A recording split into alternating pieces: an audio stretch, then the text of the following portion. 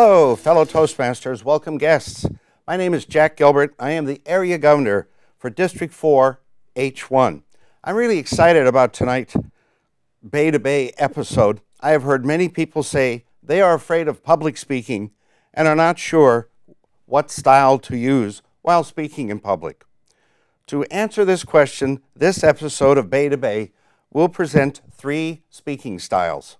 A speaking style is a choice a speaker makes and how he or she uses his or her voice, gestures, and movements to best communicate his or her point. The style used can depend on the audience, the medium, and the message, and is also influenced by a speaker's individual personality. At the end of the 3 speaking styles, Tony DeLeon will give a demonstration speech incorporating each style. A short discussion will follow each of the speeches, the demo speeches, where the style can and should be used. Our discussion panel will be distinguished Toastmasters Birgit, Starmanns, and Tony DeLeon. Both Birgit and Tony are accomplished speakers within the Toastmaster organization. And our theme for this episode is vacations. So I'd like to introduce Mr. Darrell Batchelder of the Redwood City Orators, whose style he's going to demonstrate is the pace of the speech, using fast and slow, pauses, things like that. His title for his speech is Vacation Plans with Kids and Vacation Plans Without Kids. Let's hear it from Mr. Batchelder.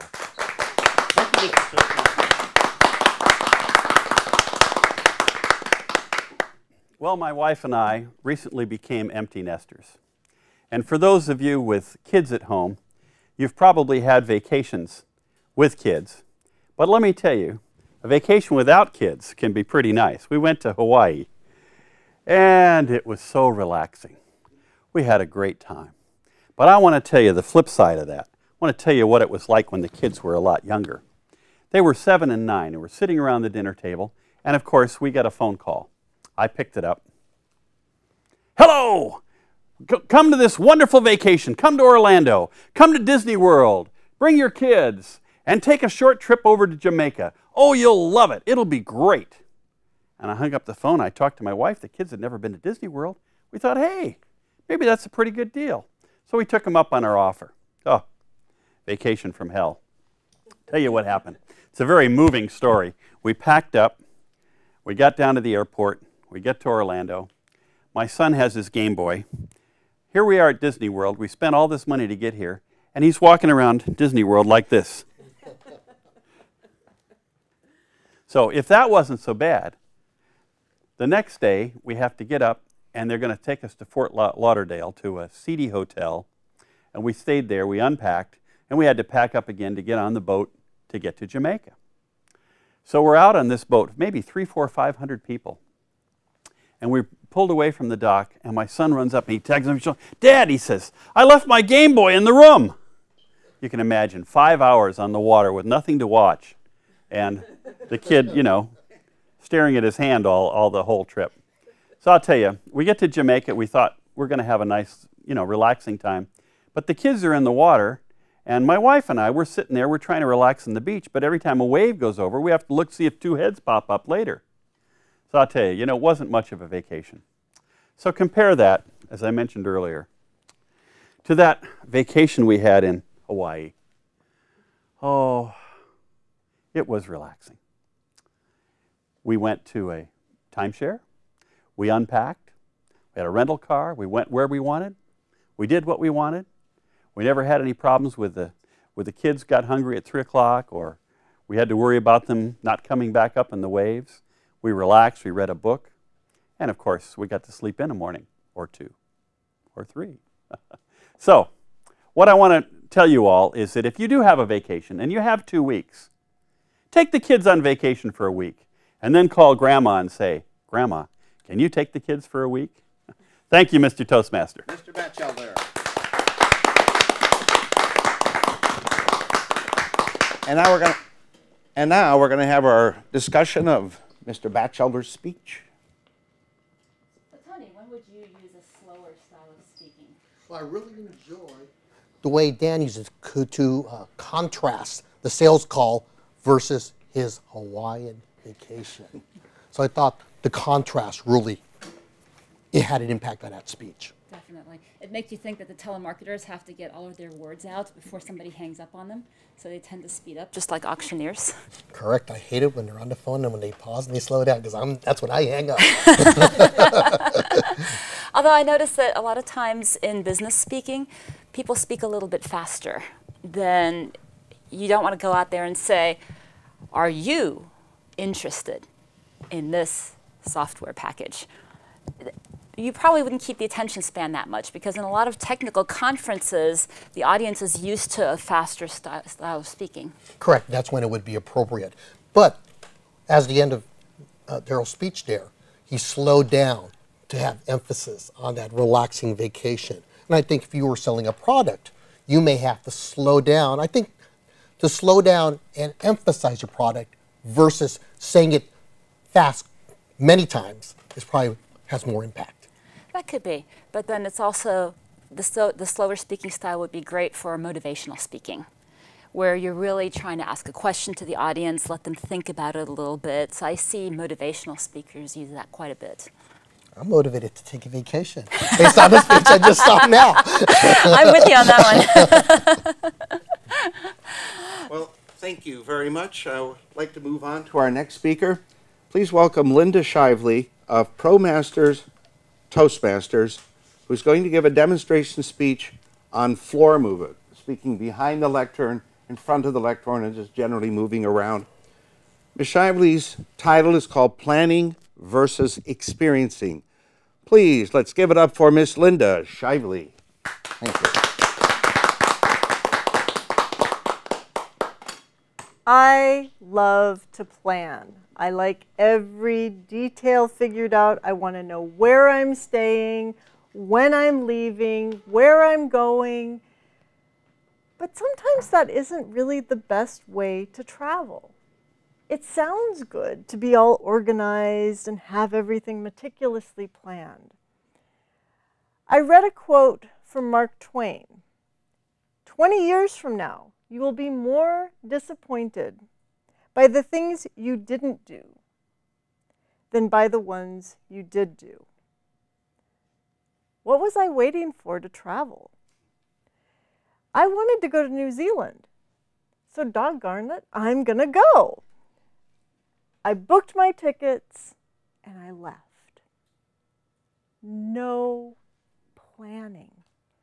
All I had planned was the day that I arrived and the day that I was going to leave. Wow, that was unheard of for me. I was almost going to explode, but it was so much fun. If I wanted to go see this cute little store, I could. If I wanted to go on a small plane ride, just to see the tops of all the mountains and the glaciers, I could. I didn't have to have it planned every step of the way. And because I took that airplane ride that I wasn't planning on taking, I had the opportunity to take some wonderful pictures at sunset, where otherwise I would have been on a bus for 8 hours getting back. And the next morning, I woke up and all of the mountains that I took photos of the night before were covered in snow. So I had the before and after. I highly recommend the unplanned vacations, because you can do whatever you want. If you happen to find that little hole-in-the-wall restaurant by asking somebody, hey, where's a good place to go? Why not? Because otherwise, you might miss the most fabulous dinner you've ever had. So you can plan or you can experience. Thank you, Mr. Toastmaster. Thank you.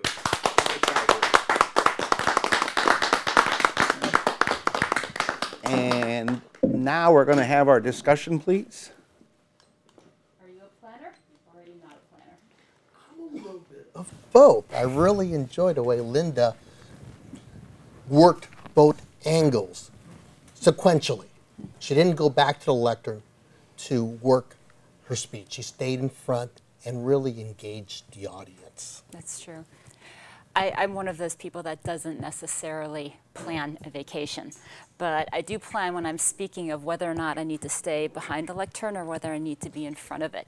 Can you imagine for a presidential press release that the president will be running back and forth in front of the lectern? The cameras will be all around trying to catch up. That would not be a good message, and it would come across as being very hectic. Correct, correct. Yeah, we want to send a message. So if it's something very serious, and we have a lot of people in the media watching, of course. So maybe having the president go back and forth, they say, I might favor KCBS versus NBC. You could see what the press would do with that. They would not be happy with that at all.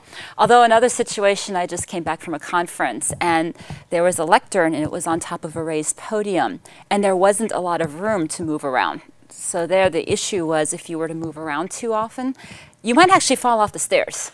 So there, you moved around that way, but you couldn't move around that way. So it limited you a little bit, but with 200 speakers in the conference, it's impossible to make that individual for every speaker. So there are some situations where you just need to accommodate. Correct. And that's where Toastmasters training comes in. You can learn how to work the situation. As you saw, Linda actually kept a very even-toned voice, but I believe she really connected with a lot of folks in the audience because she really took her time to have eye contact and to kind of meet and greet and get her message across. Yeah, that's very true. And then if you are trying to get closer to the audience and trying to engage them more, again, the motivational speaking, the keynote types of speaking, that's really when you want to go out there and use your gestures and not be hidden behind a lectern. That's definitely the way to go. That's great. So if the president was maybe asking you to cut back 10% on your gas usage, maybe that's where he would step in front of a group and in a town hall meeting rather than a big media press release type of event. That's true, because he's trying to connect with the people that are in the town hall. Exactly. I agree. Thank you very much. Appreciate that discussion. Now, let's go to our last demonstration speaker, Ms. Tasha Ford of the Peninsula Toastmasters. Tasha will give a demonstration speech on speech volume. That is raising your voice high and raising your voice, or lowering your voice low, which I should probably take note of. Ms. Tasha's speech title is called The Gas Effect. Let's give a good round of applause for Miss Tasha Ford with The Gas Effect. Tasha.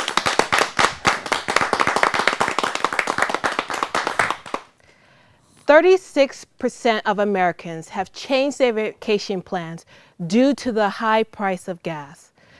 This is up 3% from the previous year, according to the USA Today Gallup poll. More interestingly, 41% are not affected by the gas prices. Unfortunately, it's because they have lost their jobs and weren't planning to have a vacation at all. Let's face it, we are more stressed, more anxious, and more worried about our financial situations to have a vacation. So how can we have a vacation on a shoestring budget? Well, let me give you the definition of a vacation and look in my dictionary here.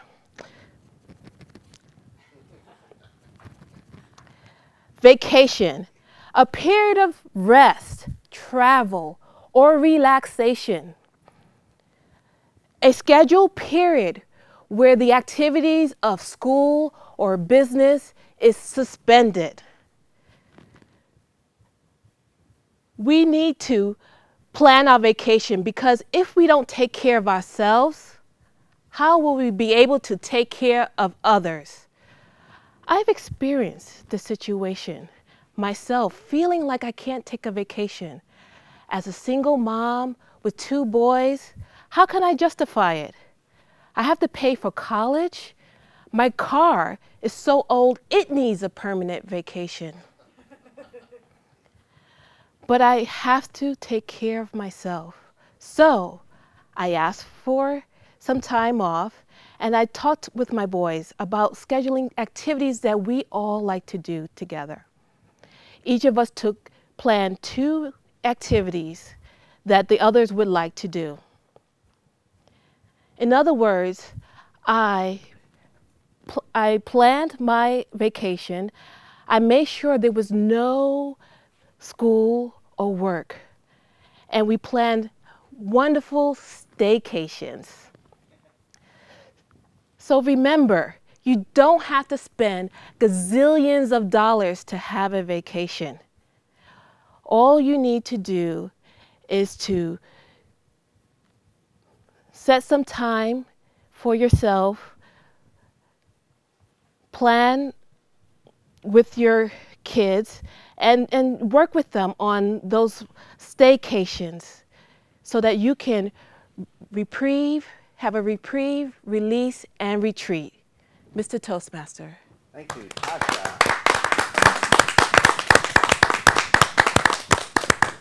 And now we'll have our discussion, please. When you're emotional in a speech, do you prefer the louder way of speaking, or do you prefer to whisper? I think it all depends on what is your message. I believe starting off, and this is my own opinion, loudly to get the audience attention, then having that contrast and bringing it low to draw them in is very effective. I agree. You said contrast. It reminds me a little bit of that commercial a long time ago. I forget for what it was for, but if you want somebody's attention, whisper. But that doesn't really work unless you've had that contrast. That's a good point. Correct. Tasha was very effective. She was off to one corner, didn't really move much at the very beginning. Her voice, with the modulation, really demanded our attention. Of course, she had a very interesting topic to go with it. And actually, she used the louder way of speaking when it came to the facts. So there it was really more, this is a fact, this is a fact, this is a fact, to really draw us in terms of making sure that we got each of those points. And I felt that when she turned to the more personal part of the story, that's when she got a little softer.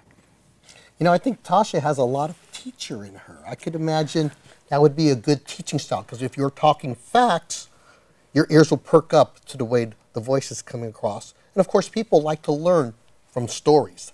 So I think by bringing your voice down and having a story to go along with the lesson there is a wonderful way to teach someone. That's true. Although loud is sometimes also seen as authoritative. You said teacher, so if you want the class to be quiet and they're running around, you have to be loud, because otherwise they're just not going to hear you or they're going to ignore you.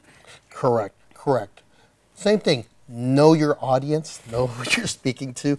Are they paying to come to see you? And as a speaker, always realize you have something to offer the audience. And of course, a school group may be too young to understand that they're going to get something from a teacher.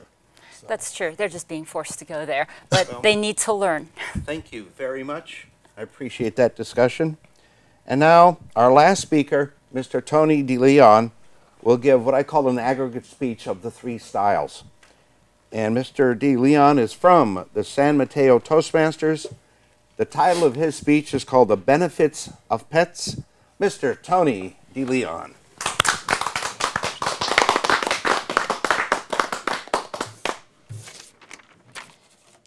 Hello, Jack, fellow Toastmasters, and those at home as our viewers. I have a question for all of you. Do you own a pet? I know many of you probably own dogs, and many of you own cats. Does anyone here own an exotic pet? Robert? I have not 1, but 2 African gray parrots. Wow, that's really cool. The most exotic answer I've heard so far is someone having a pet llama. In my home, I have goldfish, I have hamsters, I have catfish, I have turtles, I have an African clawed frog. My daughter's got 2 guinea pigs, and we have a lovely Rex bunny that's so soft to touch that my daughter adopted from the House Rabbit Society. And we had a cat or have a cat that has adopted our home. For as you know, if you're a cat owner, you never really own a cat. Mr. Toastmaster, fellow Toastmasters and viewers at home, tonight I would like to talk about the importance of pets in our lives. Pets lower our blood pressure. They're good for our health. Imagine coming home after a stressful day of work and having that cat sit on your lap and pet it. I bet your blood pressure gets a little bit lower. Your stress level goes down. And all those troubles that you had in the day suddenly go away. Speaking of health, pets are good for your health. They help fight depression, and they offer companionship. Let me share a personal story. My dad had a major heart attack back in 2001. And he lost his vigor, he lost his zest for life because he just wasn't the man he once was. And we took care of him, but we had to go to work during the day. My kids had to go to school. And guess what? There was Rodney, the guinea pig, there to save him. My dad took that pet as his own. Every morning he would wake up and he would make sure that Rodney had enough to eat. Also, Rodney was a very vocal guinea pig. Whoop, whoop, whoop. And he demanded attention. And, watching him pet the guinea pig just really, made my heart melt. And I knew that Rodney would take care of my dad for the rest of that day. And my dad did recover from that heart attack and really just love having these animals in the house. Pets continue to offer companionship. Some other observations I've seen. Going to a Toastmasters club that met in a senior center. The person who got the most attention in that senior center was the person in the wheelchair with her little lap dog. I know everybody going to that club would stop by and say hi to this woman just to pet the dog. So she had her icebreaker with her at all times. Now, a reason to go back to the lectern is to make sure I cover all the points I want to cover. Now, pets also are good for health in terms of exercise. Walking that dog helps you, relieve yourself and walk. In my household, we have the rabbit and we have the guinea pigs. So going to that pet mart and picking up that bale of hay and their daily walk to the produce market to buy the lettuce and carrots and all the goodies that they like keep us in shape. Once again. Pets also teach us life skills. Growing up and also watching my kids taking care of their pets, they have learned how to deal with the responsibility of owning a life. Think about it. So making sure that it's cared for, that it's well fed, cleaning up after it. And unfortunately, there's that tough life lesson of death. So I think it's very important that pets are involved in our lives because they teach us those responsibilities.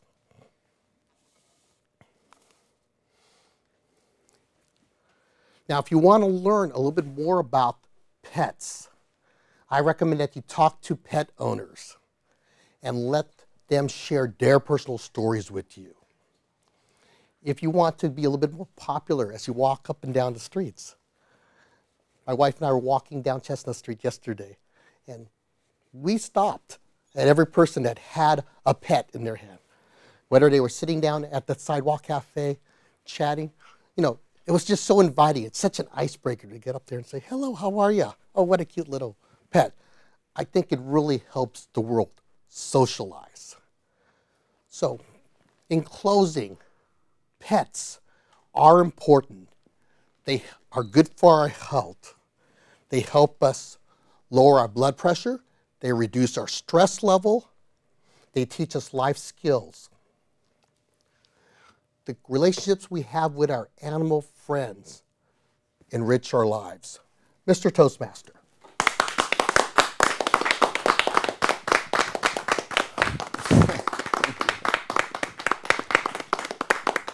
Thank you, Tony. At this point, I'd like to bring up our three speakers, please, for just a few questions. Why don't we come in front here? Sure. So, Mr. Batchelder, how long have you been in Toastmasters? 2 years now. And Linda? 3 years. Tasha? Coming up this August, it's been 4 years. Wow.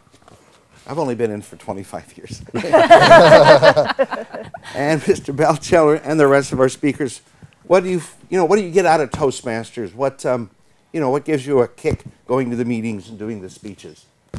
I especially enjoy table topics, which gives you a chance to expound on a particular subject you may know nothing about. And since I'm in sales, that can be a handy utility to have. And Linda? Well, I enjoy just learning from everyone else. I can learn how to be a better speaker, how to be an excellent evaluator, to understand basically doing the table topics of evaluating a speech, on the spot mini speeches. But most of all, I get confidence from Toastmasters.